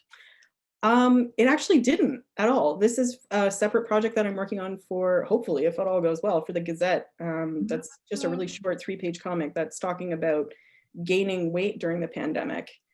You know, and how that's impacted people. Oh, interesting. Has it changed your own schedule and your work? You were talking a little bit about how it changed your ability to moderate your body just because of gyms and restrictions. What else has it shifted for you, if that's not too personal a question? No, not at all. I mean, I definitely gained weight during the pandemic. And again, I think it was really just the biggest thing for me was just the stress of everything, right? And I know a lot of people are feeling the same way. Like, you can't escape the constant talk about COVID. It's everywhere and it's all the time. And there's so much uncertainty that happens that, you know, I think the biggest contributor to people gaining weight is just the stress of everything. And so I know for sure, like for me, that has been that's made a huge impact on myself. Now, PhD students are, for the most part, basically loners. Like we do our own thing. We stay in our lane. We're just kind of doing what we need to, doing what we need to do. So it's not unusual to be sort of imprisoned in your own apartment as a PhD student. So that part of things was okay. But just, you know, not being able to go out really, not being able to see friends, not being able to go to the gym, you know, that's a huge thing for a lot of people. I mean, that's how they relieve stress. So you have all this stress built up on your shoulders, but then there's no way to really get rid of it. So that has been really disruptive for me. Where did your little monster come from, the one in the background? My little monster is my little stress monster. Little Mm-hmm. stress monster on my shoulder. So again, that's kind of like, it's kind of using metaphors to talk about something and not necessarily saying stress is like, you know, the word stress necessarily, but, you know, illustrating it in a way that people might say, oh yeah, I totally understand how that feels. Mm-hmm.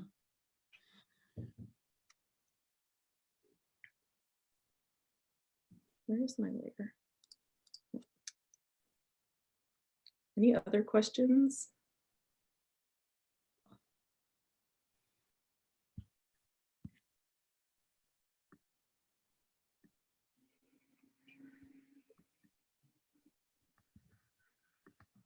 I don't see any in the chat, Rachel.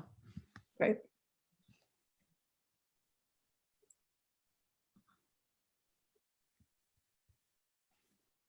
People just focusing on drawing. I know I do that too. Are there a lot of fine art students here, or where are you guys from?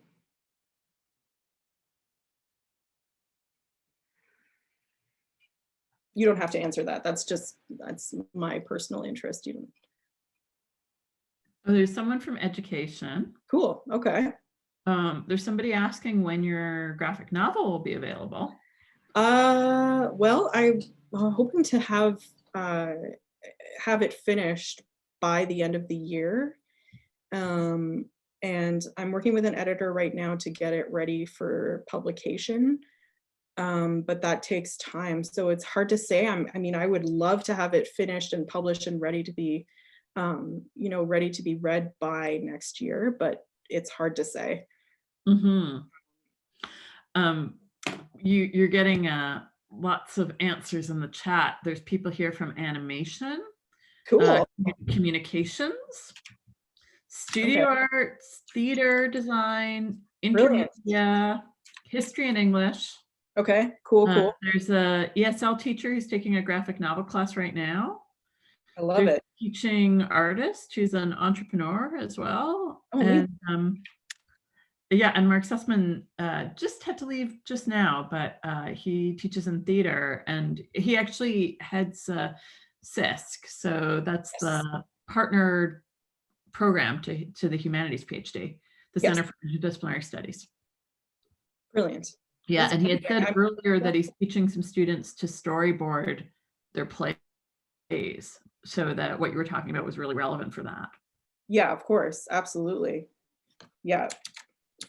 I do a ton of rough sketches before I start on stuff, and they're really, really ugly, and I love them so much because they're super ugly.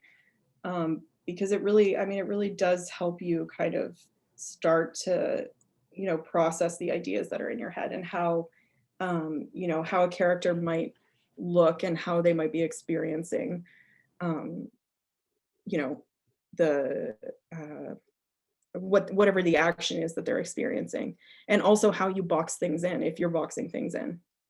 So yeah, I love that. I love the idea of storyboarding. I think it's super important. And hi, Rachel. My name's Jane. I'm actually a health services researcher here in Cool. Toronto. Welcome. Yeah. So I am super into the graphic medicine world. Did the degree at Columbia, which was in narrative medicine. Yeah, of course. Yeah. So that's brilliant. how I fell into this world, and yeah. Oh, I love it. I'm so glad you guys are here. This is fantastic. Yeah. There's a drawing together session this weekend happening with Linda Berry. Do you know that? Linda Berry, affiliation? So she's a comic artist. Here, let me find her stuff. Because the name sounds really familiar, but I'm just trying to think of like where I would know her from. I'm sure you've seen her stuff before. So Linda Berry is gonna blow your mind. She is maybe the most brilliant comics artist working today.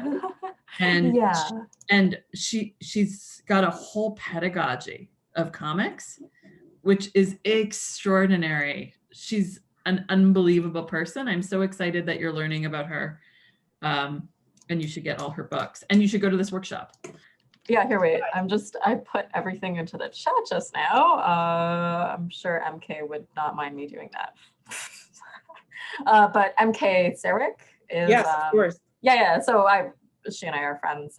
She hosts these things, and this one's actually hosted by Matthew No at Harvard. But yeah. Brilliant. Thank you so much for that. That's amazing about this. But yeah, you're doing amazing work. I just wanted to say. Oh, thank you very much. I really appreciate that.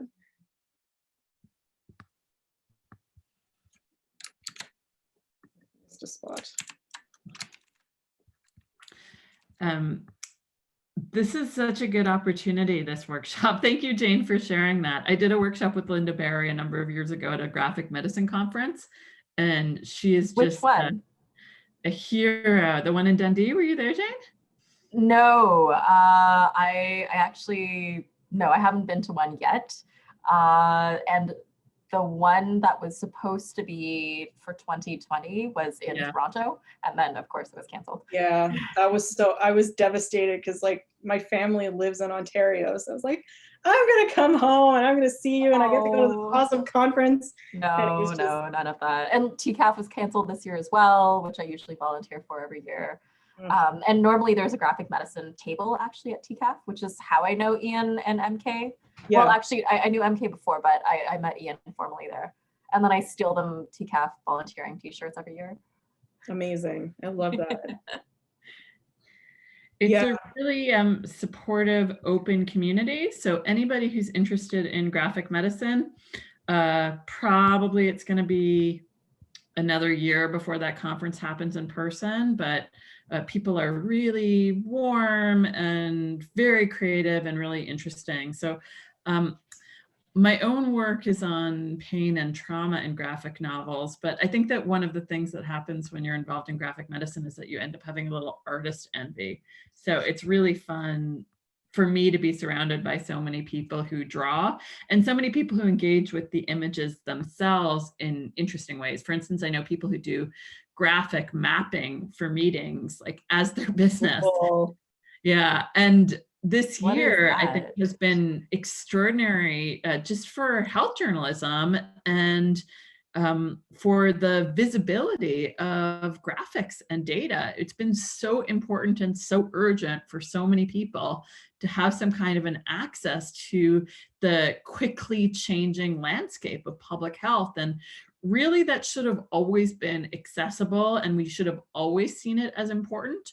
But Yeah. all of a sudden, everybody's looking at data and everybody's looking for ways to understand the situation, and everybody's looking for more creative ways to communicate and bridge informational gaps and also bridge isolation through art. So Oh, it's for kind of sure. never been a never better time to do this kind of work, I think. Yeah, and actually there was recently a really good piece that I only saw on Facebook, but I think it was a group at Ryerson who had translated their research findings into a strip of comics, and it was about no police at overdoses, and that the Good Samaritan law only came into place afterwards, but there was a lot of basically legal advocacy on board, and it was based on research, and I thought that was really cool. So to your point, Rachel, about kind of making research more accessible to everyone, I thought that was a really good example of it.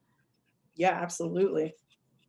It's complicated though, because all of these different incentives end up intersecting. Like there's the need to be theoretically rigorous if you're doing it in the academy. There's the pedagogical aim and the question of audience. There's the question of advocacy and whether it's legitimate to be engaging in advocacy, or if there is some ideal of neutrality when you're conveying this information. And then there are just the aesthetic questions of trying to do something that's really beautiful and really personal and really your own.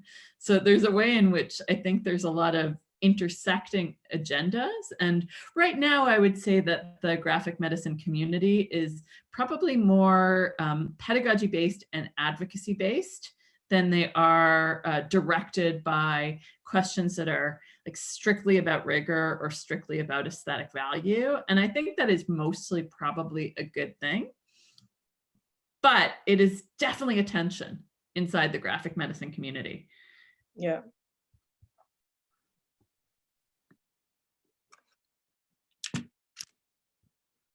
How's everybody's drawing going?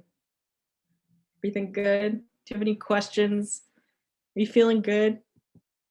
I'm serious, you don't have to be an artist to do this. And that's what I love so much about it, is like, you know, you can get your message across drawing, you know, stick figures. It's amazing. There's some really great artists out there who are just drawing stick figures.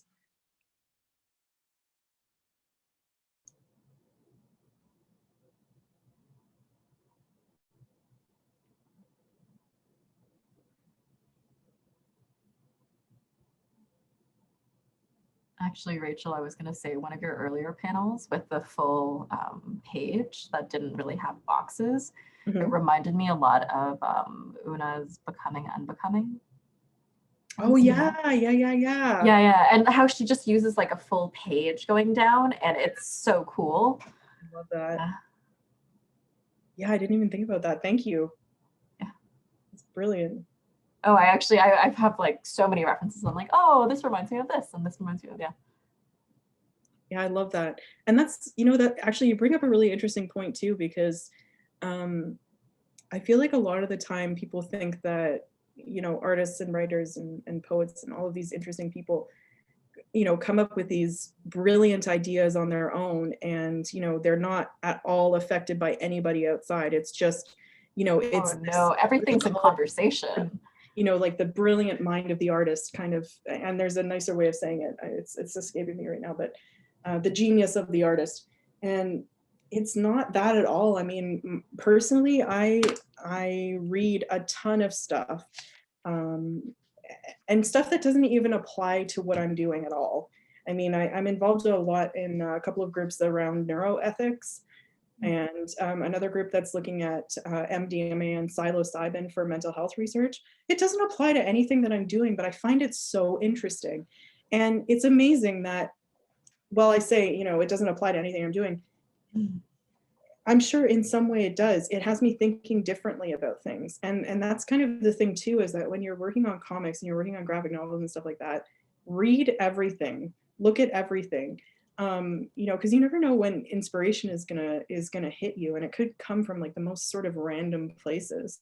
And you know, brilliance and doing something really interesting doesn't occur in a vacuum. You do need to have outside influences to get something that's really meaty and really good. And so yeah, like this sort of genius of the single artist is a crock of BS, if you ask me. And so, you know, yeah, my recommendation would be to read as much as you can, read everything, even if you don't necessarily understand it at first. I mean, I'm still trying to understand, like, they're working on a project right now on space travel, and it's, you know, like physicists working on this for space travel and how energy might be able to be harnessed to do that. I have no idea what they're talking about because I don't necessarily have a science background, but I'm trying to understand it because I think that's really interesting. So yeah, read anything and everything, because it honestly, it makes a huge impact in what you're doing. And speaking of that, have you read Asterius Polyp? I don't think so. By David Mazzucchelli? No, I don't think so. Nick Susanis gave a talk a while back, and there's a recording of it somewhere on YouTube. And then somewhere, someone in the audience had asked him, what are the like quintessential books that you would say about to read for comics? And he talked about Richard Maguire's Here, and he talked about Asterius Polyp, in which every character has their own color. So when you were actually talking earlier about color blocking, I was thinking about this because every character has a color, and then when different characters are on the same page, their colors kind of blend together. And it's like this overarching love story, but it's beautifully drawn and just like so cool what he's able to do with color and metaphor. That's amazing. There. Yeah, I love that. Yeah, and I mean that really interesting way of using color to talk about certain things and talk about certain emotions, and how just even talking about certain interactions in between people, that's a really interesting way of doing things. Yeah. It's a beautiful book. Do other people have graphic novels or graphic memoirs that they've found particularly impactful or particularly interesting? A lot of good work has come up, Becoming Unbecoming, which is about sexual abuse, tyranny, and Lighter Than My Shadow, about eating disorders. Asterius Polyp, which is fiction and even maybe metafiction. And Maguire's Here, which kind of has to be read to be understood, but it's this extraordinary like time travel so good. through a house. Yeah.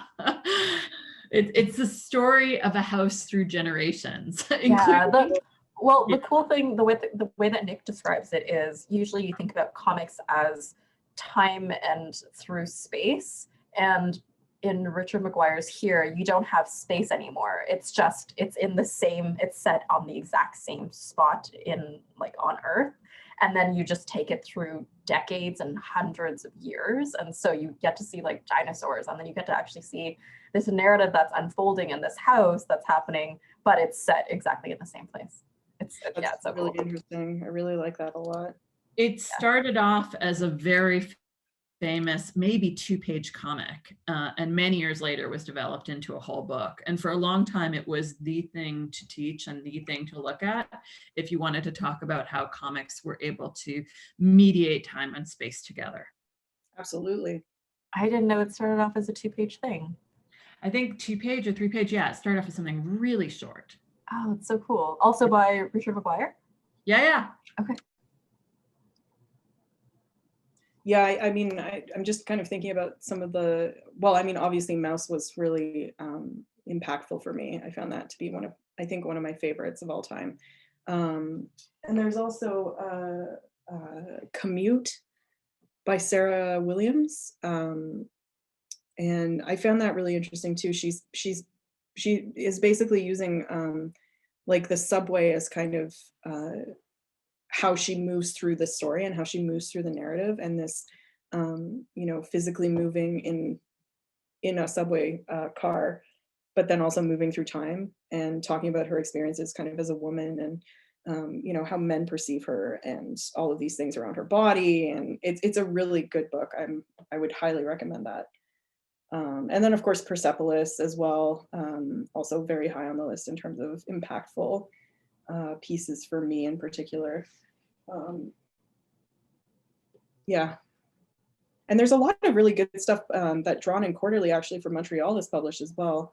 My New York Diary is one of them. I think they actually published Adrian Tomine's work. Okay. Yeah. Yeah. And yeah, it's really cool. They're actually like a really, you know, very supportive of graphic novels and comics. So that would also be somewhere to go if you're looking for, you know, that kind of content.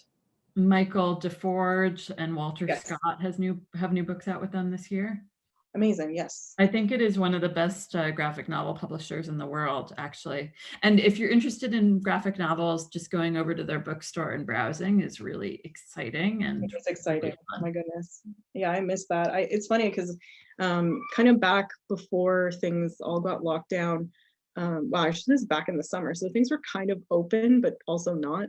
You know, and I'm the kind of person who just kind of likes going to bookstores and looking through what they have, not necessarily looking for anything in particular, just kind of browsing, like you said. And they had, like, everything was closed, and they're like, yeah, you know, if you have something in particular that you want, we can get it for you, but you can't actually come into the store. And it made my heart hurt. So like, I just want to look at everything and I want to touch all of these books, and no, we can't, and it's very sad. So hopefully that, you know, just even that part of the pandemic has really been difficult, I think, too, just because, you know, for people who like looking through things and, you know, again, not really having a particular plan for anything, just looking through things. It's, yeah, it's sad when that can't happen. So do we want to, does everybody kind of have something that they want to share? Are you still kind of working? We have about 20 minutes left, just under 20 minutes. Anyone, you can get started. Turn my thing back on here. Does anyone want to get started with something that they're working on? It doesn't have to be finished either. Sure, I can go if you want. Say that again? I said I could share if you want. Yeah, please do, Jane. Okay, so here, I will hold this up to the camera if you can kind of see that. Yeah. So I was thinking about you, because you talked about emotions, right? Mm-hmm. And something recently where you were trying to convey or understand some sort of emotion. And there was this really crazy situation that happened with one of my housemates last weekend, where basically it ended up being this like staring match between the two of us. And then, so that is like this panel. And then I was like narrating or writing a bit under. And then this on the right is like me just kind of trying to draw how frustrated I felt and how like annoyed I felt by it. And then this is my like terrible attempt at a really terrible hand of like digging into like my sheets, because here I am sitting in bed and you can't really tell, but there are like really small earplugs by that lamp. And that's what I've been like sleeping with every day, because I've been trying to block out all the sound. And then all of this is like meant to be black and darkness. It's brilliant. I love it. Yeah. You know what's really interesting actually too that you brought up, just this idea of mark making, right? And you can convey that through a comic too. Like if somebody's looking at it and they're thinking about frustration and you're going like this with your pen on your paper, people are going to be like, wow, I've done that before. I mean, I've done that when I'm angry. So, you know, that is also as an association to the anger.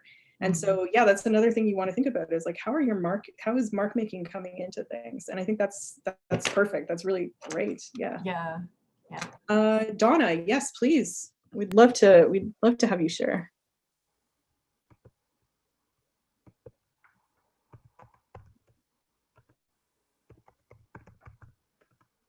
Okay, I only have a drawing and the phone, so I hope you can see this. Okay. Can you? Okay, Yeah. I'm not holding it right. Take a second. Sorry, I don't do this very well. It's okay. No stress. No stress. Like there. Yeah. Okay, I think we've kind of got it. Now it's backwards. Sorry about that. You Oh no, won't that's see the okay. text We're reading because it. it's Yeah, gone we're reading it backwards. correctly. Oh, wow. Yeah. Hmm. Do you want Maybe to talk there's a little bit better about way it? of doing it. I'm not sure. I'm not conversant with my phone, so That's I okay. have problems sometimes just putting things on screen. Yeah, if I took a pic, I should take a pic and send it instead. I'll do that. Sure. And maybe Yeah, in that's a okay. few minutes it can be seen better. Okay. Absolutely. Yeah, that's not a problem. Deirdre, do you want to share? Yeah.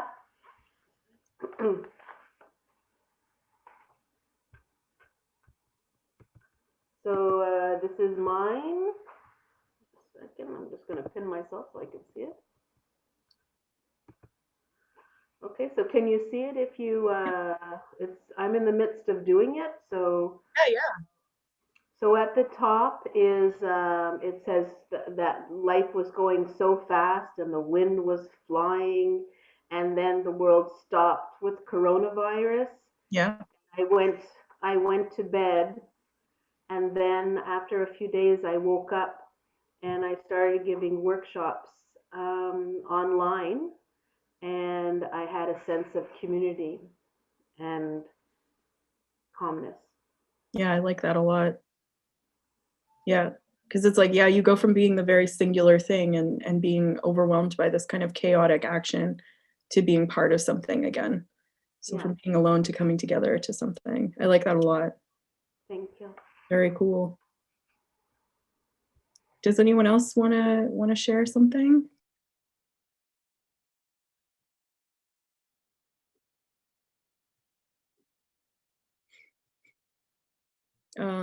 If not, does anybody have any questions? We've got Kiara? another person willing to share. Kiara? Sorry, just setting up my camera. Okay, can you see me? Yep, we can see you. Okay, great. So it turned out as a little drawing and a lot of writing. So That's I okay. didn't see it, but it's the brain and the heart. And it's like the brain is writing this monologue to the heart, kind of rationalizing away, like, you know, how the heart is this whole other entity, and how sometimes, you know, when it comes to emotional expression and emotional vulnerability, it's really hard, and the mind really does its best to kind of it does what it can to prevent that and stop that from happening, because it's a scary process. So yeah, just a little monologue to the heart. I like that. Yeah. Yeah, and you personified these organs, and I really like that a lot.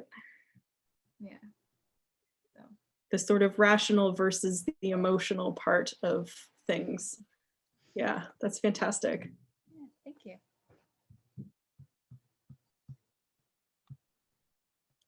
Is there anyone else who would like to share, or any questions you'd like to ask myself or Ariela?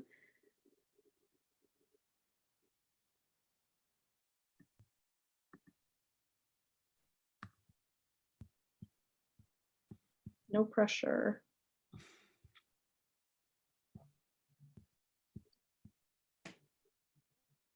Well, thank you, Rachel. It's so good to see your work, and so generous of you to share it with us and to lead the workshop. And thanks so much to all the participants, especially the people who asked questions and shared ideas and were willing to show their art. I definitely encourage you to go to that Linda Barry workshop if this is something that you're interested in doing, because it's going to be, I think, really extraordinary. I didn't know that was going on, so Yeah, I didn't either. thanks for putting it on my radar. Yeah, and if you're interested in these kinds of questions, you've got Rachel's email up in the chat, and she's easy to find, and I'm easy to find as well. So we're open to more conversations about this kind of work, or about the medical humanities or comics or graphic medicine in general. Yeah.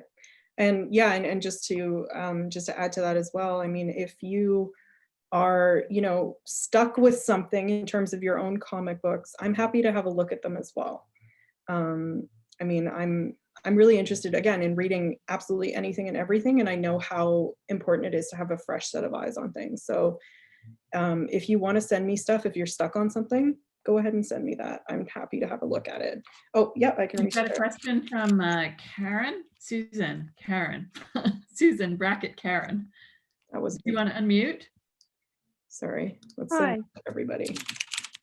Yeah, I just have a general question about, as one approaches a sort of a reductionist,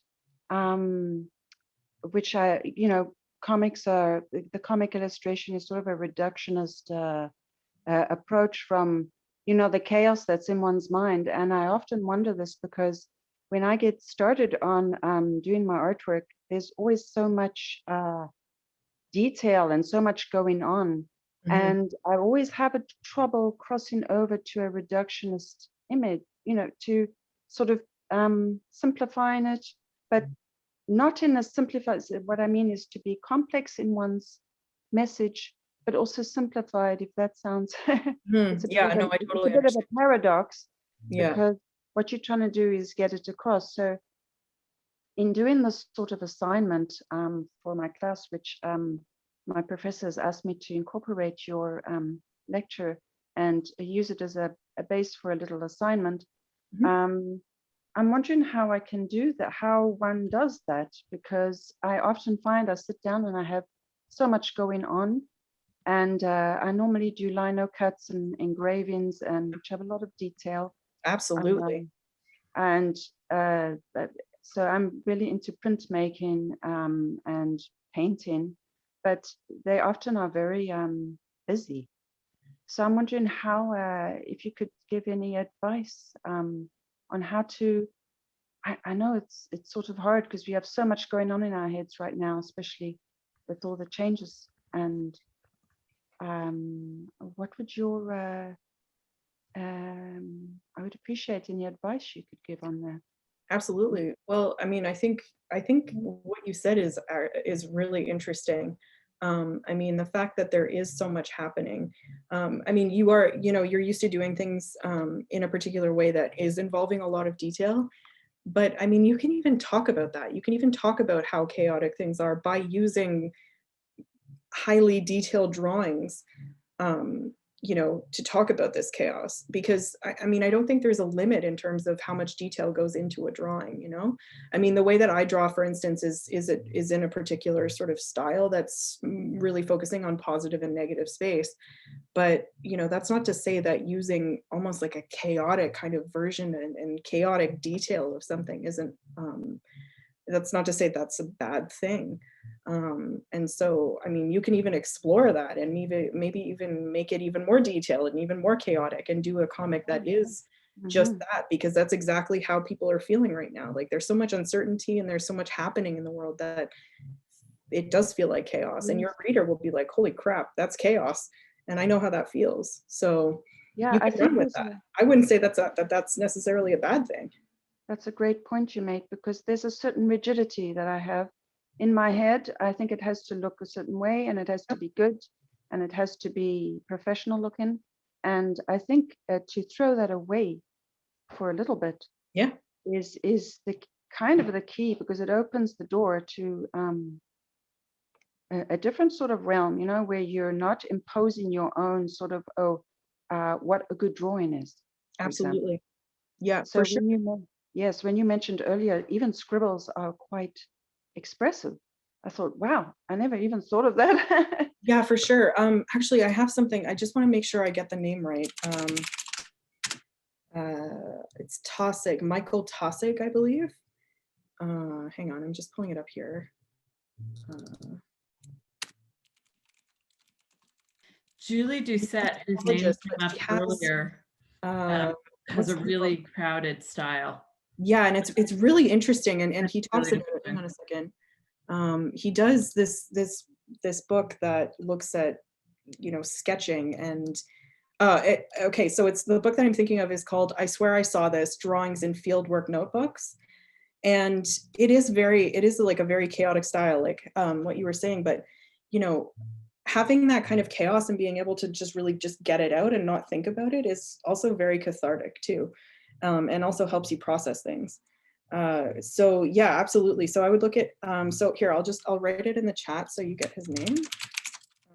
He's an anthropologist, so he has like a bunch of different books. That would definitely be something to look into if you're interested in kind of the sort of just letting go into the kind of chaotic drawing. Linda Barry's exercises are also really terrific for that. She's very focused on just freeing you up to be expressive rather than worrying too much about any kind of perfection. Yeah. And so if you look at some of her How to Draw Comics books are fantastic and really disinhibiting. And there's a lot of very powerful work, which I think is more emotionally powerful because it's kind of chaotic. Yeah, for sure. For sure. Yeah, that's a great question. Thank you very much for that. Okay, I mean, I think if there's no other questions, oh. Sorry, not a question, just a comment. Yeah, absolutely, that'd be amazing. Yeah, so I guess if there aren't any other questions, that's where I know her from. I have her book sitting on my, yeah, well, I'll be over here if you need me. She's, yeah, see, I was like, I know that name and I know I've like read stuff by her, but I'm like, I'm really bad with names, faces, and putting everything together. Yeah, that's the chaos in my mind. If there's, excuse me, Rachel, just yes, very briefly, this is Donna. I took a pic and I was trying to find a way to send it to you, but I just couldn't figure out how to copy and paste it into the chat. So I'll have to send it later, maybe. Yeah, that's okay. Please do. Yeah, absolutely. That would be. I was wasting time that way. No, not at all. I'm excited. Yeah, please send it to me. I'd love to have a look at it. Okay. I don't know if Anna has anything to say for the end of the talk.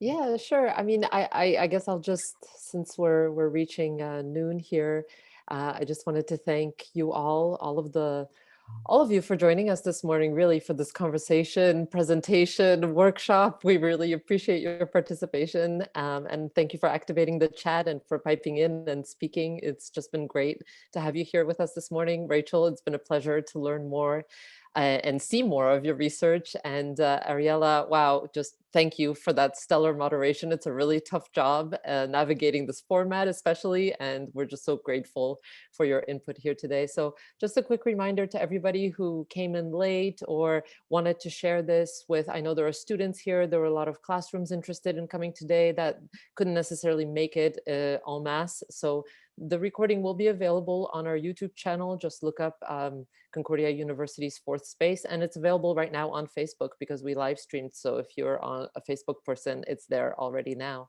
So on that note, again, it's been a real joy to spend this beautiful morning with you all.